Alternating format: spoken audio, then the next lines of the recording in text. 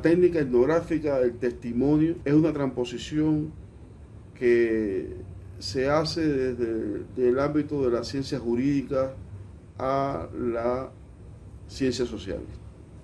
Es un relato en primera persona que inserta vocablos, giros idiomáticos propios del habla de la informática y se convierte en una fuente documental. Es una historia desde el otro que establece dos dimensiones del discurso testimonial, la historia y el otro. Son las dos dimensiones que se establecen para abordar la cuestión y organizar el testimonio. Requiere de lograr un diálogo vivo que deviene en evidencia cultural e histórica mediante la escritura etnográfica, en la que se manifiesta la relación tiempo y narración. Constituye una técnica que demanda largas sesiones de interacción con el informante, por tanto, requiere de una planificación de tiempo para su realización sin prisa. El investigador debe ir ampliando la temática con preguntas, documentos, en la misma medida que vaya observando que se va saturando el tema en el diálogo.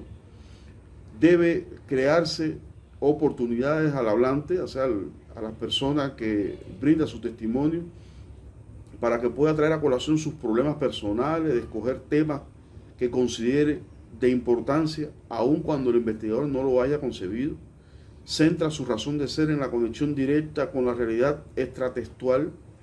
Los elementos del relato tienen correspondencia inmediata con el mundo exterior al texto, a la cuestión que se está estableciendo como parte de un diálogo y que se va registrando en la técnica. Por otra parte, en el plano individual se constituye en el enlace del testimonio como un referente histórico concreto. Se centra la mirada investigativa en lo particular, en lo cotidiano, lo que revelará un panorama más amplio y abarcador de una época.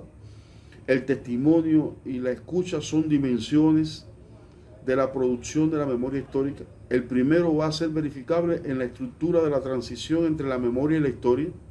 Y bueno, se identifican como componentes del testimonio el componente fáctico, el componente externo, el componente externo y bueno, también la convicción y elementos ideológicos que están presentes como parte estructurante del testimonio. Y en el debate que le es inherente se objetiviza al ser verificado por los actores sociales. Hay que decir que hay tres pilares fundamentales del testimonio, sistematizados por investigadores en los cuales hay consenso, y estos pilares se basan en la presencialidad en la producción del fenómeno estudiado. El informante tiene un privilegio epistemológico haber presenciado el suceso, y el auditorio el de creer ese testimonio que se emite en torno a esos hechos. En el carácter judiciario afirma que todo testimonio se inserta dentro de una disputa en la cual tomará posición, pero nunca alcanzará una conclusión definitiva, sino que solamente una conclusión probable, por lo cual es necesario la constatación y un relato que sirva para probar los elementos que ahí se afirman como parte del testimonio. Y el otro pilar es la pertinencia moral, que confirma por la veracidad del testimonio en que el narrador sea lo más exacto posible en reunir los requisitos de haber sido parte del hecho que narra y que por tanto constituya una condición que exprese la pertinencia del propio relato. Por tanto, si fuéramos a definir o definiendo los elementos esenciales, está la articulación entre la confirmación de una realidad factual y la certificación o autentificación de lo declarado. Otro elemento esencial del testimonio está la certificación que se garantiza con la autodesignación del testigo y su presencia en los acontecimientos descritos. Por tanto, es vital que la persona seleccionada haya tenido una participación directa en los acontecimientos a los cuales por los cuales se da testimonio. Tiene un carácter comunicativo en el que se reconoce la tensión entre sospecha y confianza. La sospecha crea pautas de debate y confirmación entre los testimoniantes y el testigo, y la fiabilidad del testimonio está ligada a la posibilidad de una justificación y verificación que genera intersubjetividad compartida. Estos elementos esenciales son aspectos que caracterizan al testimonio, y la utilidad directa del uso de esta técnica está en que permite describir la manera de acercarse a las cosas, de tratar a los seres humanos, su actitud de grupo, parcial a su raza. En el caso de los informantes nos permite un acercamiento a estos aspectos. Nos permite también la producción del testimonio frente a otra persona con capacidad de escucha y que permita la reconstrucción de sentidos del pasado, tanto para el que investiga como para el testimoniante.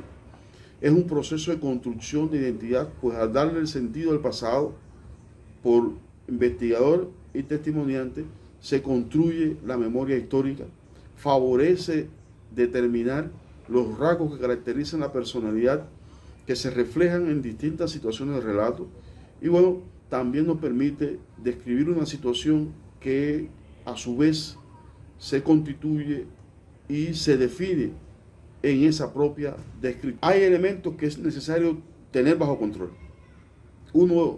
Dentro de estos elementos se significan 3.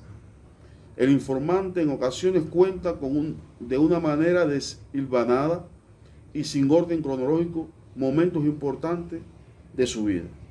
Eso es una cuestión que debe tenerse en cuenta.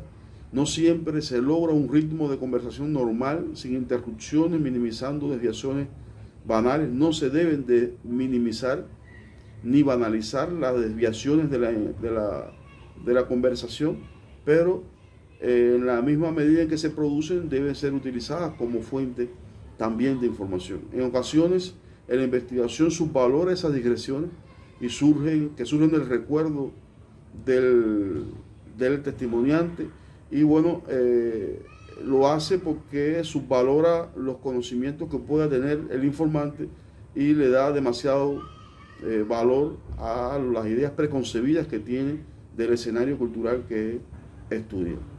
El algoritmo de realización característico de esta técnica parte de crear un esquema general con preguntas por etapas que establezcan una línea testimonial, obtener un panorama general del tema, definir como tercer aspecto los elementos más sobresalientes, organizar cronológicamente los hechos narrados por el informante y por último transcribir el testimonio como el momento culminante de la aplicación de esta técnica.